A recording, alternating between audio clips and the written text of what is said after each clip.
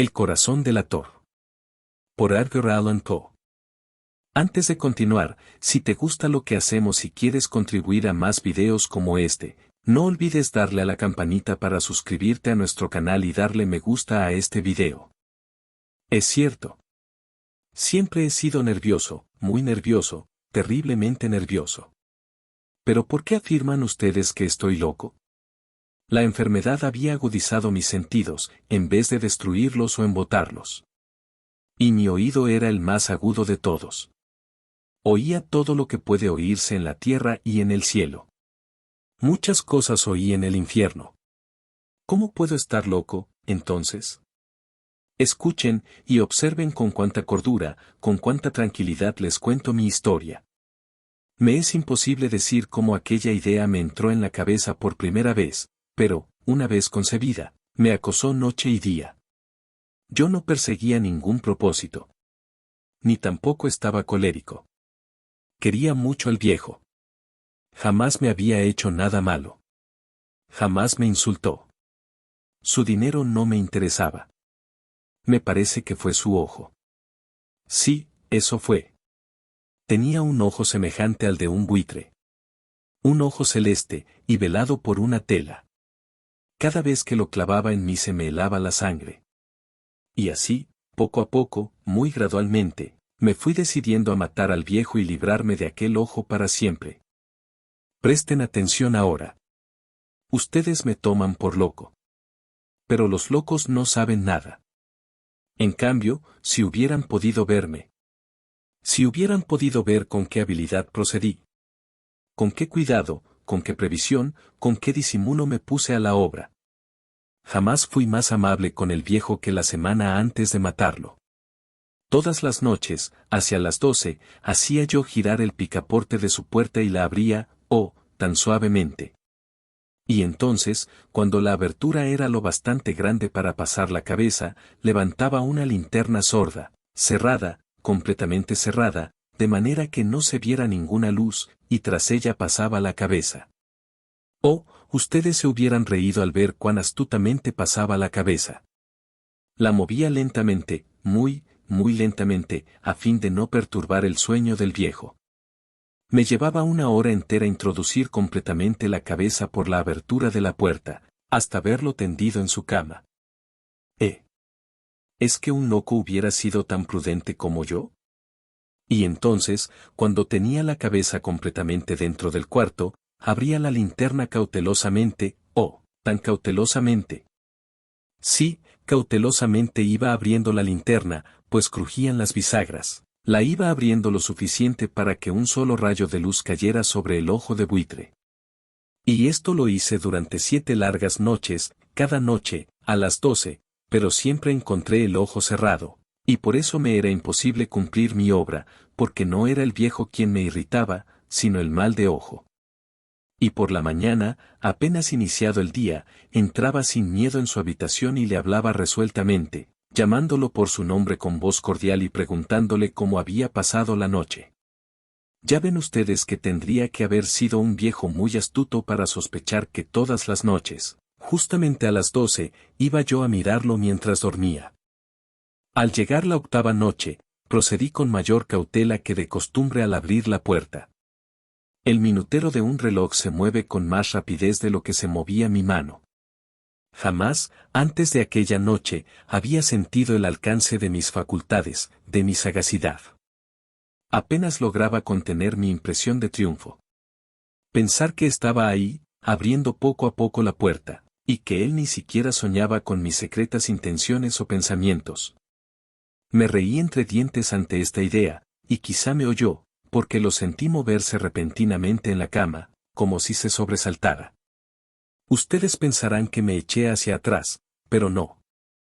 Su cuarto estaba tan negro como la pez, ya que el viejo cerraba completamente las persianas por miedo a los ladrones. Yo sabía que le era imposible distinguir la abertura de la puerta, y seguí empujando suavemente, suavemente.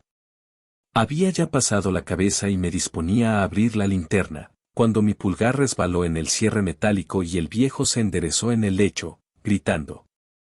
¿Quién está ahí? Permanecí inmóvil, sin decir palabra. Durante una hora entera no moví un solo músculo, y en todo ese tiempo no oí que volviera a tenderse en la cama.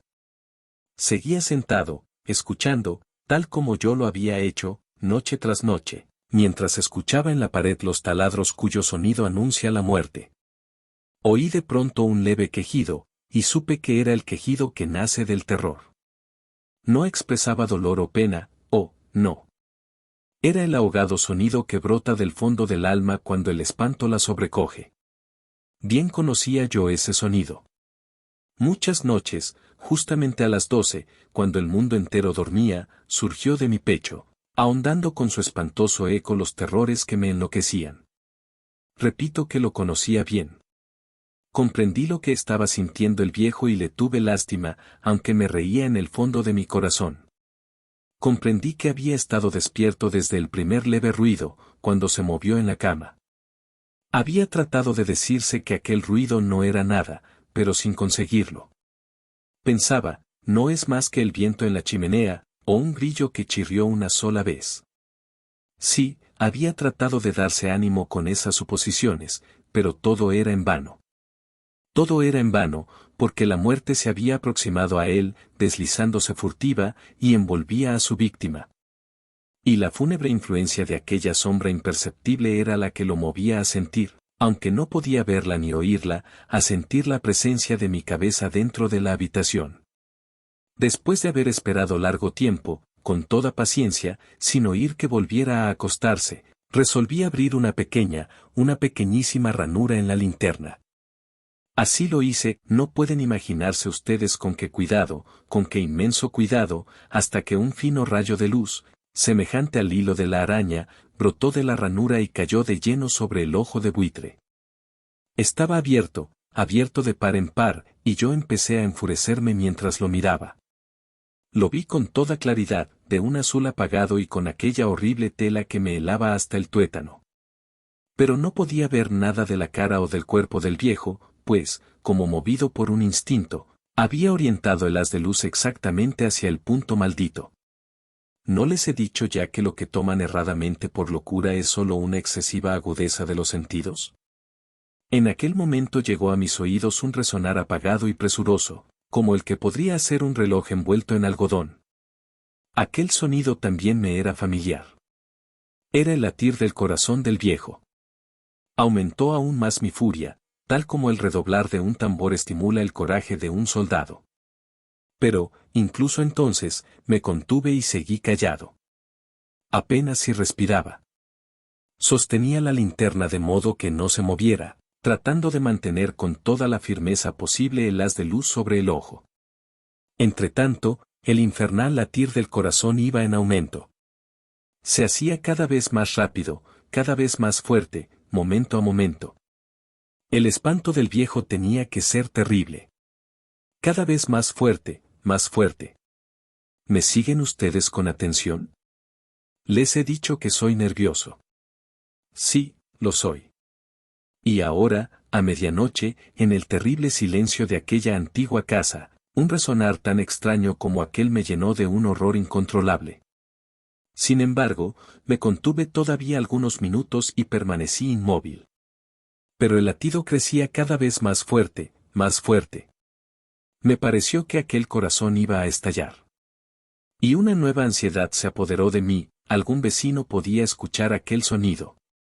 La hora del viejo había sonado. Lanzando un alarido, abrí del todo la linterna y me precipité en la habitación. El viejo clamó una vez, nada más que una vez. Me bastó un segundo para arrojarlo al suelo y echarle encima el pesado colchón. Sonreí alegremente al ver lo fácil que me había resultado todo. Pero, durante varios minutos, el corazón siguió latiendo con un sonido ahogado. Claro que no me preocupaba, pues nadie podría escucharlo a través de las paredes. Cesó, por fin, de latir. El viejo había muerto. Levanté el colchón y examiné el cadáver. Sí, estaba muerto, completamente muerto. Apoyé la mano sobre el corazón y la mantuve así largo tiempo. No se sentía el menor latido. El viejo estaba bien muerto. Su ojo no volvería a molestarme. Si ustedes continúan tomándome por loco, dejarán de hacerlo cuando les describa las astutas precauciones que adopté para esconder el cadáver. La noche avanzaba, mientras yo cumplía mi trabajo con rapidez, pero en silencio. Ante todo descuarticé el cadáver. Le corté la cabeza, brazos y piernas. Levanté luego 3 planchas del piso de la habitación y escondí los restos en el hueco. Volví a colocar los tablones con tanta habilidad que ningún ojo humano, ni siquiera el suyo, hubiera podido advertir la menor diferencia. No había nada que lavar, ninguna mancha, ningún rastro de sangre. Yo era demasiado precavido para eso. Una cuba había recogido todo, ja, ja. Cuando hube terminado mi tarea eran las 4 de la madrugada, pero seguía tan oscuro como a medianoche. En momentos en que se oían las campanadas de la hora, golpearon a la puerta de la calle. Acudí a abrir con toda tranquilidad, pues, ¿qué podía temer ahora? Hallé a 3 caballeros, que se presentaron muy civilmente como oficiales de policía. Durante la noche, un vecino había escuchado un alarido, por lo cual se sospechaba la posibilidad de algún atentado. Al recibir este informe en el puesto de policía, habían comisionado a los 3 agentes para que registraran el lugar. Sonreí, pues, ¿qué tenía que temer? Di la bienvenida a los oficiales y les expliqué que yo había lanzado aquel grito durante una pesadilla. Les hice saber que el viejo se había ausentado a la campaña. Llevé a los visitantes a recorrer la casa y los invité a que revisaran bien. Finalmente, acabé conduciéndolos a la habitación del muerto. Les mostré sus caudales intactos y cómo cada cosa se hallaba en su lugar. En el entusiasmo de mis confidencias traje sillas a la habitación y pedí a los 3 caballeros que descansaran allí, de su fatiga, mientras yo mismo, con la audacia de mi perfecto triunfo, colocaba mi silla en el exacto punto bajo el cual reposaba el cadáver de mi víctima. Los oficiales se sentían satisfechos. Mis modales los habían convencido. Por mi parte, me hallaba perfectamente cómodo. Sentáronse y hablaron de cosas comunes, mientras yo les contestaba con animación. Mas, al cabo de un rato, empecé a notar que me ponía pálido y deseé que se marcharan. Me dolía la cabeza y creía percibir un zumbido en los oídos, pero los policías continuaban sentados y charlando. El zumbido se hizo más intenso, seguía resonando y era cada vez más intenso. Hablé en voz muy alta para librarme de esa sensación, pero continuaba lo mismo y se iba haciendo cada vez más clara, hasta que, al fin, me di cuenta de que aquel sonido no se producía dentro de mis oídos. Sin duda, debí de ponerme muy pálido, pero seguí hablando con creciente soltura y levantando mucho la voz. Empero, el sonido aumentaba, ¿y qué podía hacer yo? Era un resonar apagado y presuroso, un sonido como el que podría ser un reloj envuelto en algodón. Yo jadeaba, tratando de recobrar el aliento, y, sin embargo, los policías no habían oído nada. Hablé con mayor rapidez, con vehemencia, pero el sonido crecía continuamente. Me puse en pie y discutí sobre insignificancias en voz muy alta y con violentas gesticulaciones, pero el sonido crecía continuamente. ¿Por qué no se iban? Anduve de un lado a otro, a grandes pasos, como si las observaciones de aquellos hombres me enfurecieran, pero el sonido crecía continuamente. ¡Oh, Dios! ¿Qué podía hacer yo? Lancé espumarajos de rabia, maldije, juré. Balanceando la silla sobre la cual me había sentado, raspé con ella las tablas del piso, pero el sonido sobrepujaba todos los otros y crecía sin cesar. Más alto, más alto, más alto. Y entre tanto los hombres seguían charlando plácidamente y sonriendo. ¿Era posible que no oyeran? ¡Santo Dios! No, no. Claro que oían y que sospechaban. Sabían y se estaban burlando de mi horror. Sí, así lo pensé y así lo pienso hoy. Pero cualquier cosa era preferible a aquella agonía. Cualquier cosa sería más tolerable que aquel escarnio. No podía soportar más tiempo sus sonrisas hipócritas. Sentí que tenía que gritar o morir, y entonces, otra vez, escuchen, más fuerte, más fuerte, más fuerte. Basta ya de fingir, malvados. Aullé. Confieso que lo maté. Levanten esos tablones. Ahí, ahí. ¿Dónde está latiendo su horrible corazón? Fin. El corazón delator. Por Edgar Allan Poe. Si te gustó nuestro video, dale a la campanita para suscribirte a nuestro canal, y dale me gusta a este video, de esta manera nos ayudarás a crecer y podemos crear más contenido de calidad. Escribe en los comentarios cuáles otros videos quisieras ver.